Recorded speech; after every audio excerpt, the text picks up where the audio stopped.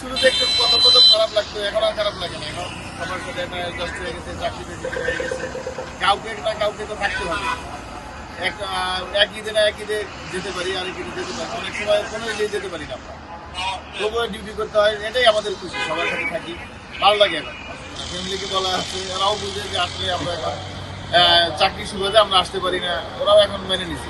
হ্যাঁ, ভালো লাগতেছে। বাচ্চা কাচ্চা বাড়ি গেছে, বাবা মা ভালো আছে, সবার সাথে কথা হয়েছে।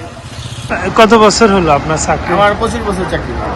তো কতটা ঈদ বাড়িতে করতে পেরেছেন? এটা বলা যাবে না, 2, 3, 4, 5টা এরকম করা হয়েছে বাড়িতে।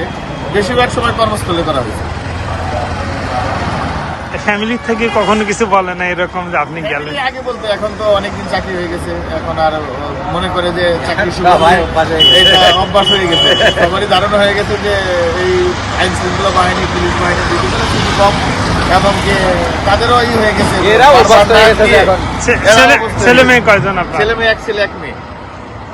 তারা কি করে, পড়াশোনা? হ্যাঁ, পড়াশোনা করে।